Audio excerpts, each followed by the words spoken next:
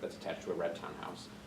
And the church has been a huge part of the community for the last 111, 112 years. They not only serve their members, but have been instrumental in the development of originally the black community in the neighborhood, as well as providing services to the less fortunate, and really have been, continue to be and will be for years to come, very important for us. And with that request, we felt that it was both kept the history of the alley and also honored someone that was an important feature of an institution on the alley. We worked with both the church as well as members of the community and have received support for this name, and the ANC I'm going to recommend that we move forward with that. I don't know if Rabbi Carr, who's in the audience here, who is the leader of the church right now, or the organization, would like to say anything.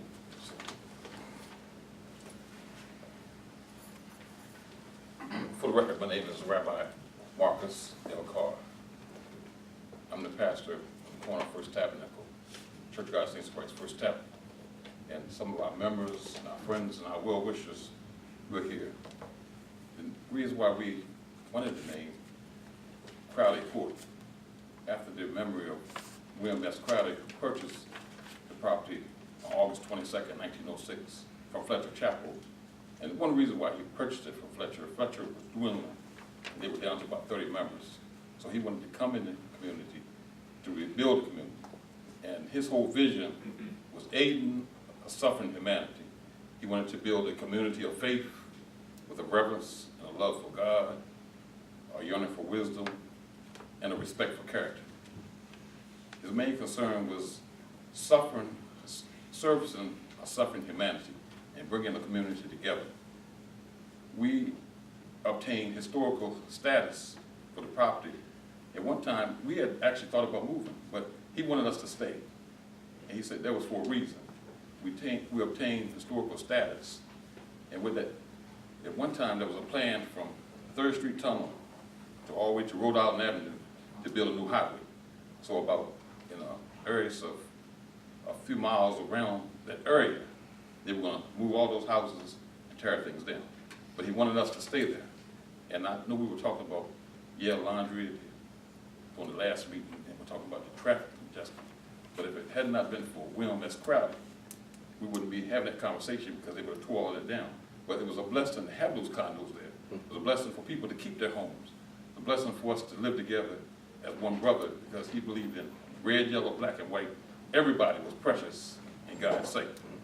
So we're here today to honor a man who came into the community, who lived in the community.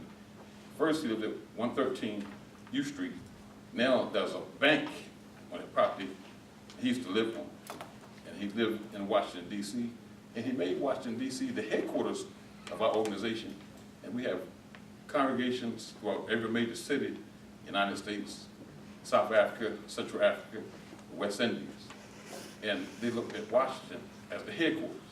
And we actually have the only standing building, because of the historical status, in the organization of everyone that belongs to the organization. And we have a community of friends and well-wishers who support us. And we just think it would be an honor, his memory, with such a great work he did, and the love he had for the city of D.C. He loved Washington, D.C. so much, he gave us all the temple's spiritual names. And the name he gave to the tabernacle that sits on the corner of 401 New York Avenue, called us Jerusalem, a city of peace. And outside of the traffic, Well, maybe one day there'll be peace for that. I would say let there be peace on earth, but I'm not going to say. But he was very concerned, and he loved the community, and when he actually expired and passed, he lived in Washington, D.C. That's how much it meant to him. And so we're still about it now. We have haircuts, we have health screenings that we give the third Wednesday of every month. We feed the whole community. There was a gentleman that came to the feeding program we had, and he actually, his pressure was so high, they said right on the site, if we didn't get the ambulance here right away, he would die. And the gentleman lived because of a result of the service we give. And these are the type of testimonies we give. So we want to continue to love the community, support the community, Thank you for this opportunity. And we thank you for all your work. Thank you so much, Rabbi. I don't know if are there any other questions in the in the audience? CROWDY. Without that, I'd like to make a motion that ANC 6E send a letter of support to the Councilmember Allen for the name Crowdy Court Northwest for this alley. Upon receiving the letter, the councilmember will then work to introduce legislation to have it officially named. Second. All in favor? Aye. We'll send that letter. Mhm. All right.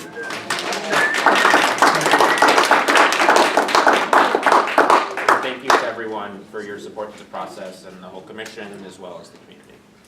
So, sticking with the theme of the night with the 400 block of M Street, we are going to consider a resolution whether or not to close the M Street exit entrance, excuse me, College exit. to the alleyway. I want to say that was it last week I attended a community event hosted by Commissioner Jaffe, which was attended by the Department of Transportation. You did an excellent job. I thought it was extremely helpful. A lot of good insight from the community. And thank you. This was, to take a step back, the First Tabernacle opened up their home to us to host this meeting. For those of you who don't know, this alley is a topic of wide conversation and an issue that has been prevalent and occurs across the whole city is traffic. And at the micro level in this specific alley, there's been an issue with regards to vehicles cutting through and creating a safety issue to access the 395 entrance from 4th Street. As a result, ANC 6E, along with the council and DDOT, worked to request a traffic calming study to evaluate the issue. And the DDOT did that, and they came back with a recommendation of closing the entrance. After speaking with the community and hearing the feedback and really understanding what the stakeholders felt was best for the community, I'm going to recommend that ANC 6E does not support the resolution for closing the alley, that it is not necessarily really the right way to address the issue. The much larger issue here is we're working actively with DDOT to take some smaller steps to give residents some more immediate what's the word? Relief. Such as more speed signs, increased enforcement. There's some smaller like cosmetic issues in the alley that we're working to address, as well as looking into potentially adding stop signs and other traffic calming measures that aren't as significant as a direct closure. In lieu of closing it as well, I'm going to request that ANC 6E send a letter to the mayor's office, Councilmember Allen, and DDOT to begin a much larger long-term study of traffic in the area with regards to the 395 entrance. We all know that traffic is a problem, and the bottleneck at New York Avenue and 395 creates a large issue that is not just on New York Avenue, it widespread to New Jersey Avenue, M Street, N Street, 6th Street, 7th Street. It's all around the neighborhood. And they took some steps with the Capitol Crossings project to create the new Massachusetts tunnel. And it's time that the city step it up and figure out a way to really look at this issue. It's a safety issue. It's causing safety problems, not just at that intersection, but all around. I live on N Street. I have issues crossing the street at New Jersey Avenue. Residents on this alley are having many issues that because of backups from there. The traffic signs, the timing isn't ideal. Traffic ain't gonna get better, but we need to figure out how we can mitigate it and come up with a more sustainable plan to address the issues so that, yes, we live in a city and there's things that come with that, but we can also have a neighborhood feel and don't feel unsafe walking around. So with that, I think my request is that we do not support ANC's notice of intent, or DDOT's notice of intent to close the entrance to the alley, and then also request that we send a letter to the city with regards to what I just said. Second. All in favor? Aye. Excellent. Under new business, I believe we have a request. Springfield. Yep, for the, from the Springfield Baptist Church, which is in Yes. Commissioner Brown's district. Yes, do we have a representative here? Okay, you can come forward. Springfield Baptist Church requests for support DPR use of Kennedy Playground. Yes. We having a backpack Your name? giveaway. I'm Give sorry. your name. James. Last name is Poindexter. Mr. Poindexter, if you want to stand up and Oh, get a sure. camera, we'll pick you up. We have Springfield Baptist Church and a few churches in our local district. We are having a backpack giveaway, and we are requesting permission to use the park for, I think it's June the 22nd. June the 22nd. July. July 22nd. Right. And that's what we're here for. And that's the Kennedy Playground. Yes, Kennedy Playground. July 22nd, backpack giveaway and cookout picnic for all the community to come out.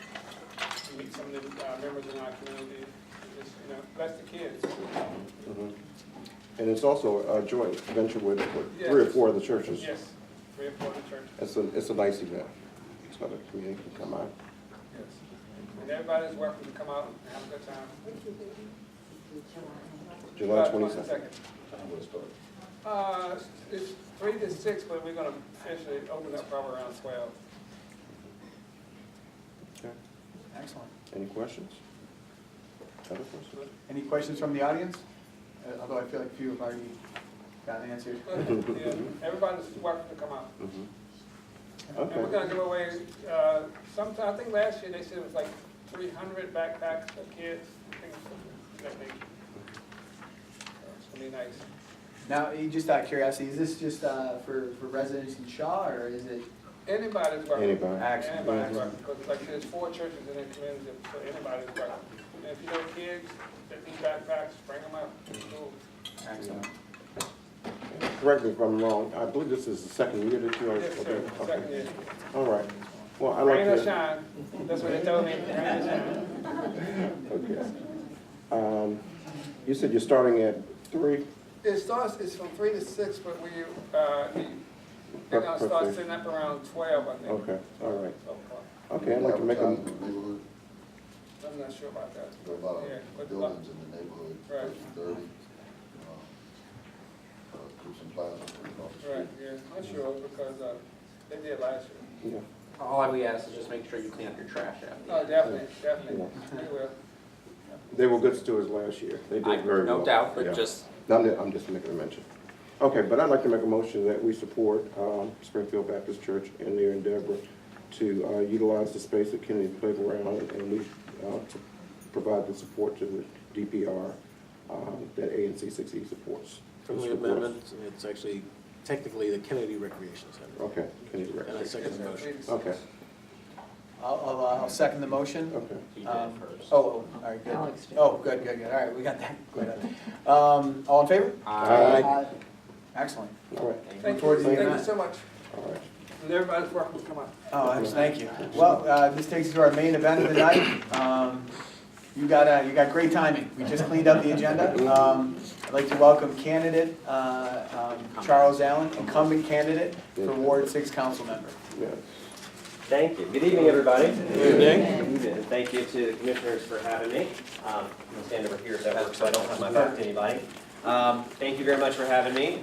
Normally, when I'm here, I have my normal hat on as your council member, but I'm also running for re-election, so I wanted to come in and put on my candidate hat. Of course, one of the things I've always learned is that as a council member, you're never not the council member, whether you're at the grocery store or anywhere else. So if anybody has any questions, of course, that are focused on that, I'm happy to help answer that as well. I know that I was just here a couple of months ago talking through several different ideas and issues at the council. But I was just going to spend a couple of minutes focused on a few issues related to my candidacy and running for re-election, and then happy to, however you feel best is the format, to answer a few questions or whatever you think works best. We'll stick to the same format. We'll do commission and audience. Got it. Sounds great. Well, again, I want to thank you all very much. I will say really fast with my councilman hat on. So I understand that ANC voted and took the resolution on Crowdy Court. That's correct. Okay, all right. So thank you, Commissioner, for your work on that. So just very quickly on that piece, now that the ANC has taken this action, it'll then come to me, and then I will introduce the legislation at the council so that we can move forward with the naming and get that moving as quickly as possible. But thank you to the ANC for going through that process, the Commissioner for helping lead that process with your neighbors, and I think it's going to be a good thing. So I will proudly introduce the legislation. My process is I just like to make sure that it's gone through that community conversation and the ANC supports it, and then we will get moving with that. So back to the candidate real fast. So I'm running for re-election. I've been your council member for the last 3 years. Was really proud of the work that we've done for the last couple of years. I want to talk about that a little bit, and then why in the world am I running for re-election again? Over the last 3 years, there's a couple of priority areas where I have really tried to put a lot of energy in our ward. As you know, Ward 6 is the biggest ward in the city, but it also faces a lot of challenges. The most significant one, I think, right now has to do with affordable housing and how we make sure that we are a city and we are neighborhoods where people can always afford to live. And I've really worked hard at leading the way on helping create new affordable housing. In Ward 6, we've actually, the last 3 years, we've created over 1,500 new affordable homes in Ward 6. And we already have 2,000 more that are under construction and in the pipeline. And these aren't all just studios and 1 bedrooms. These are 2 bedrooms, 3 bedrooms, family-style housing, and also dedicated at the lower levels. So they're for families earning $30,000 a year and below, $50,000 a year and below. Making sure that we have the type of housing that matches the values of our city so that everybody can afford to call the district home and live here. But I'm running for re-election because even though we're leading the way, we're creating more housing than any other ward in our city, I'd still argue it's not nearly enough. And I want to continue to be aggressive in how we are moving project by project and laying out a vision of how we help create a stronger priority around creating more affordable housing. Another major priority for me has been working on our schools and our education. Over the last 3 years, I've been able to put over $200 million into the modernizations for our schools. That's moving Ward 6 schools back up to the front of the line, trying to get the modernizations where they need to be. I walk through a lot of schools where I've seen bare light bulbs hanging from the ceiling, where there's bars on windows, where there's moldy ceiling tiles. That is not the place that our students deserve to learn. And making sure that our schools are built in the way that I think respect and dignify what we expect out of our education is a priority.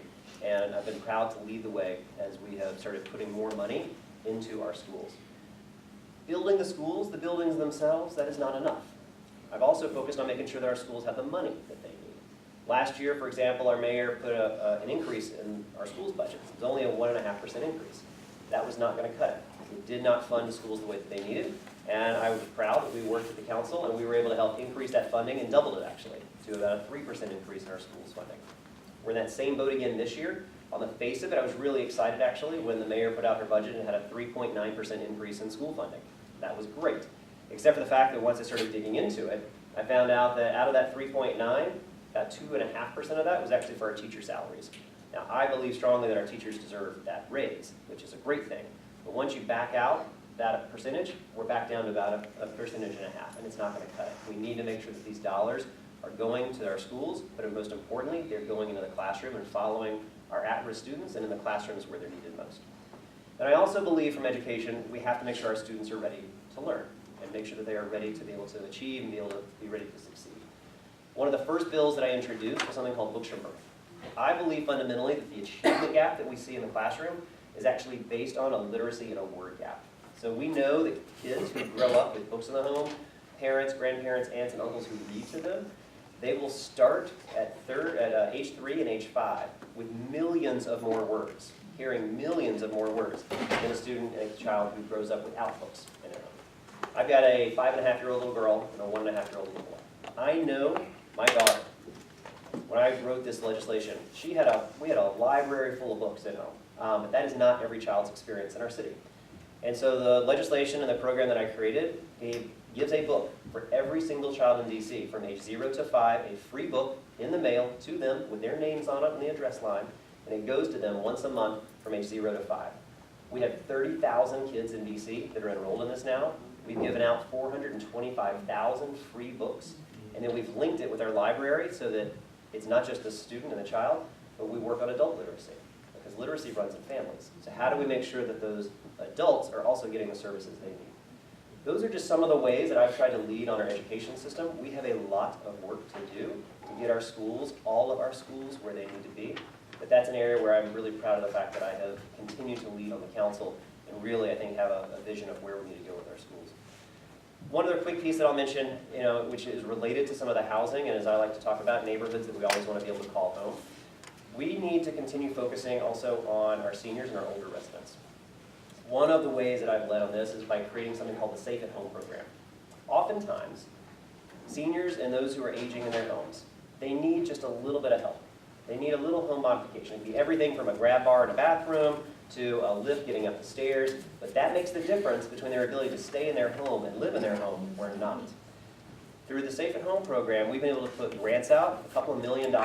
That's thousands of little home modification projects, and they are keeping our residents in their homes longer. And that's important because they stay connected to their friends, to their families, to their faith institutions, to their civic institutions. It's an important part of making sure that folks can stay in their home and be able to stay in their community.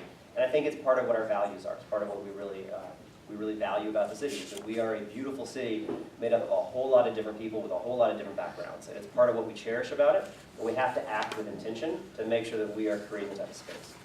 So those are just a couple of the areas where I feel like I've led on the council. As I look forward for the next 4 years, again, I think I need to have a continued push and hard press on affordable housing.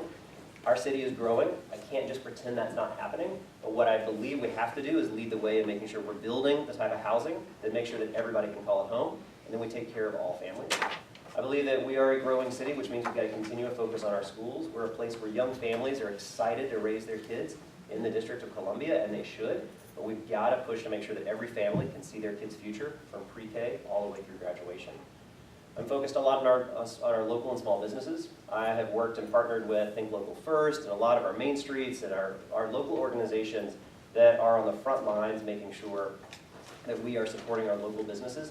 These are the businesses that I think they're the engines, they're the job creators. And when you have a locally owned business, more likely than not, that means they're all the employees, they're also going to hire locally. And when you hire locally, that means that all that money gets reinvested right back into the community again. It's not your Walmarts and your big chain businesses, it's the local businesses that really are the heartbeat of a lot of our communities and neighborhoods. It's an area where I want to continue focus and continue pushing. So I don't want to talk too much. I know there's some questions that I want to be able to answer. But the election's coming up on June 19th. That's going to be the primary date. Early voting begins on June 4th. That is the first week we always vote at One Judiciary Square. The second week of early voting we have sites that are scattered around the city. One Judiciary Square is roughly approximate to this neighborhood. And then there's also an early voting site that's a little bit north. So I would encourage you and ask for your support. I want to ask for your vote and encourage you to also take advantage of early voting. It's a great way to make sure that you can vote on your schedule. And then June 19th, that is it's the first time we're holding an election on June 19th, so it's going to catch a few people off guard, I think. So we want to make sure that folks know about that. It's the first Tuesday after school ends, and the school year ends.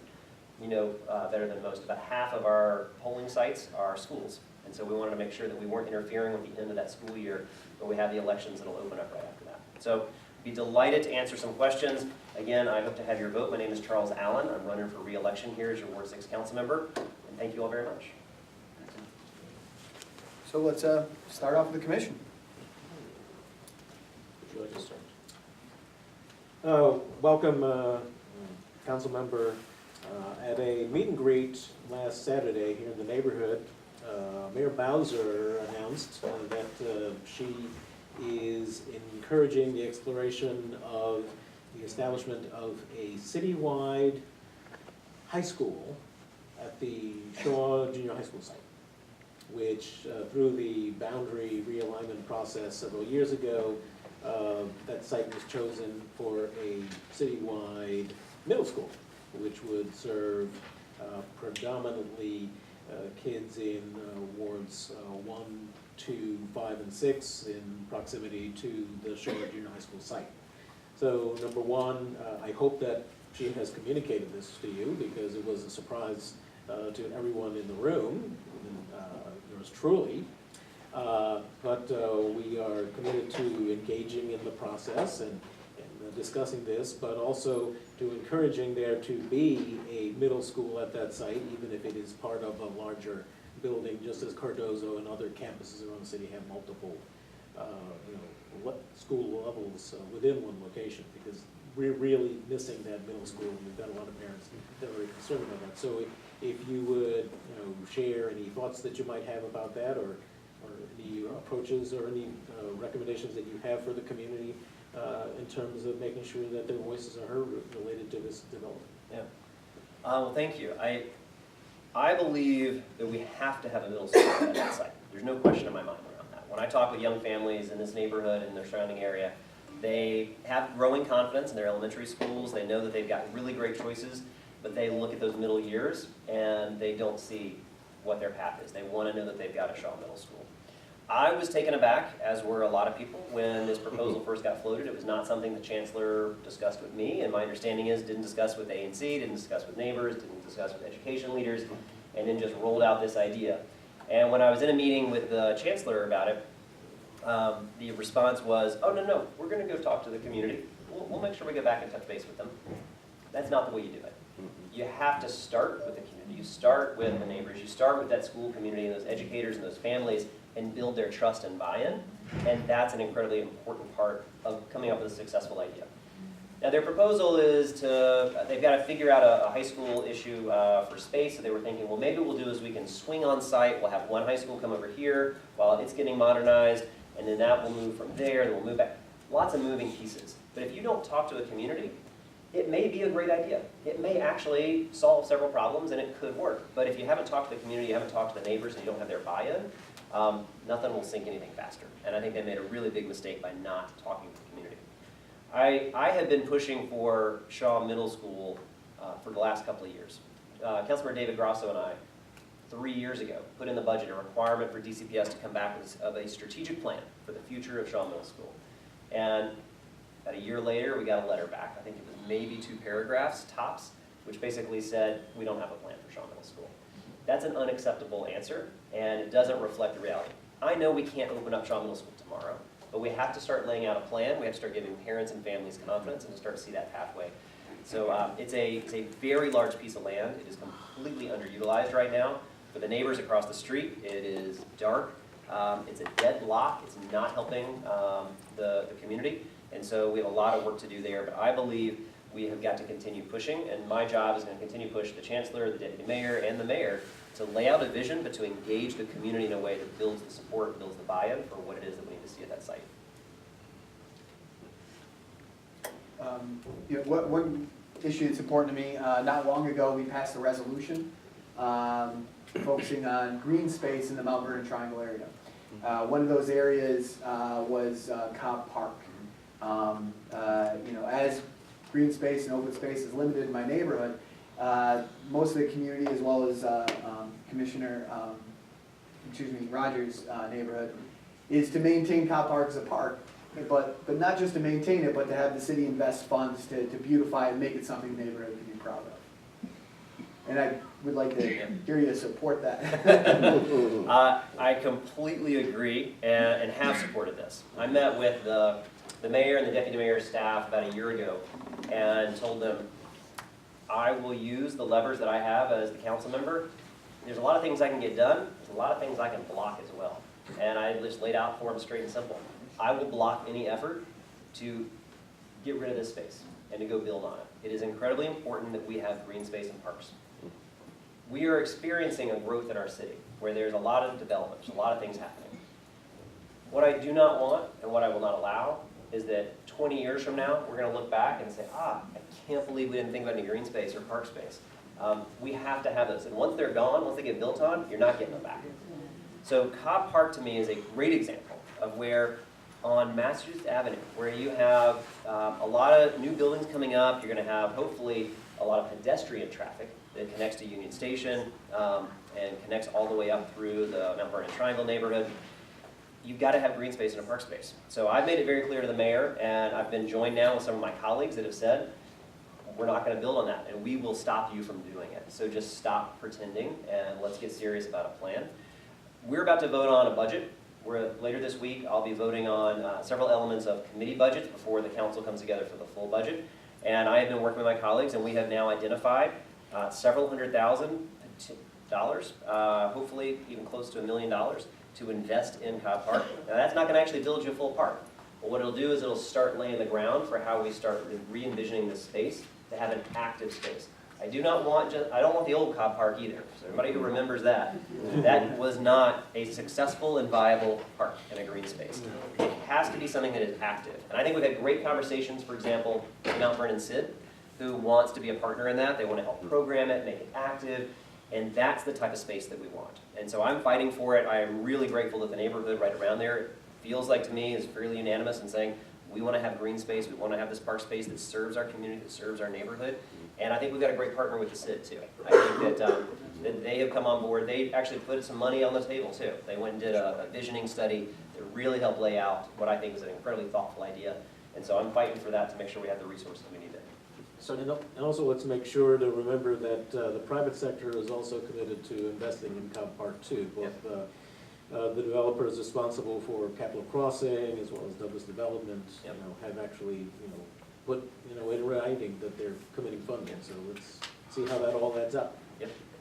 kind of directly into your point about massive buildup and just increase in density, something we just voted on at the alley we've been speaking of. We had a meeting last week to discuss a traffic study that was conducted by DDOT, and, sorry about the sneeze.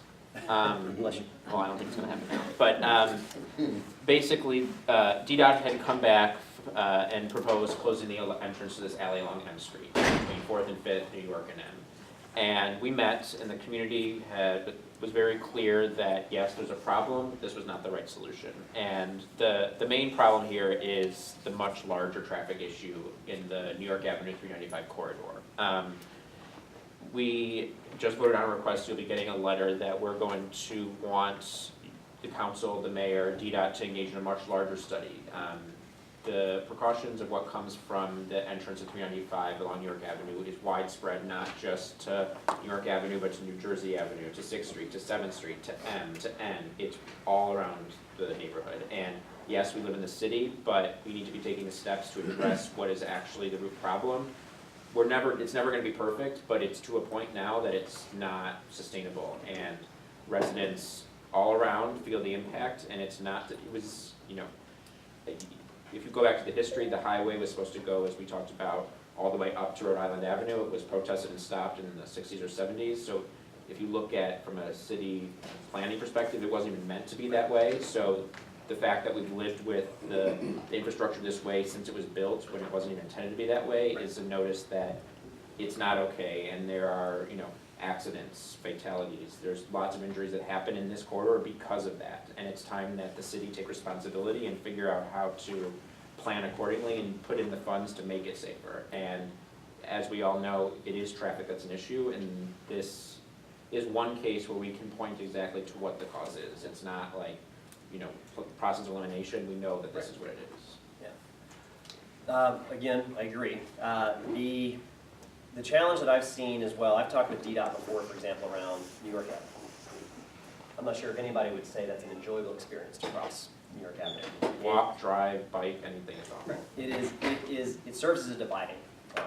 And there are lots of different ways that we need to make improvements. Our challenge will be the Federal Department of Transportation on this as well. I hate those giant green signs. Hate them. They look like interstate and a highway sign. And that tells people a lot of things about how to use the space when you visually see